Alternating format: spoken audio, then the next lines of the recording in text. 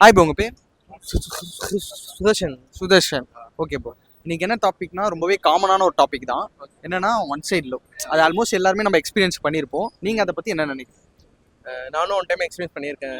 But ஆனால் அது எப்படின்னா நம்ம இதனாலும் சரி நம்ம நம்ம நம்ம ஒருத்தவங்க மாதிரி ஃபீலிங்ஸ் இருக்கும் நம்ம கண்டிப்பாக எப்படியும் ஒரு ஆஃபீஸ் இருந்தாலும் சரி. ஆனால் பட் அதே அவங்க பார்ட்னர் யாரோ சரி அவங்க இன்னொருத்தவங்கள ஃபீலிங்ஸ் இருக்கும்போது நம்ம அது சரி வரும்போது நமக்கு ஒரு பெயின் கிரியேட் ஆகும்ல. அந்த மாதிரி ஒரு நமக்கு ஒருத்தங்களை பிடிச்சிருக்கும், ஆனா அவங்களுக்கு வேற ஒருத்தரை பிடிச்சிருக்கும். அந்த மாதிரி சுச்சுவேஷன் தான் நான் ஒரு டைம் ஃபேஸ் பண்ணது. என்ன டைம்ல ப்ரோ? ஆஃபீஸ் டைம் போன இதே மந்த் 2024. இது நீங்க போய் அவங்க கிட்ட கன்ஃபஸ் பண்ணீங்களா? பண்ணல. பட் ஆனால் அப்படியே சைலண்டாகவே க்ளோஸ் ஆயிடுச்சு. பண்ணிருக்கலாம்ல.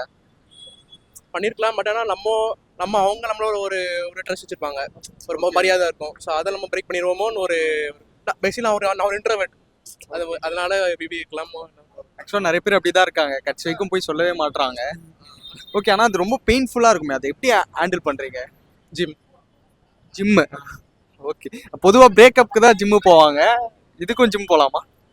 நம்மளோட பேசிக் மென்டல் ஸ்ட்ரென்த்துக்கும் சரி ஃபிசிக்கல் ஸ்ட்ரென்த்துக்கும் சரி நம்மளோட ஜிம் வந்து பெட்டராக இருக்கும் என்னோட ஆப்ஷன். கண்டிப்பாக. Okay, thank you. இது கரியரில் நம்ம ஃபோக்கஸ் பண்ணுறது கண்டிப்பாக. அது பண்ணால் நம்மளோட அதுலேருந்து எப்படினாலும் வெளியே வரலாம். தேங்க்யூ.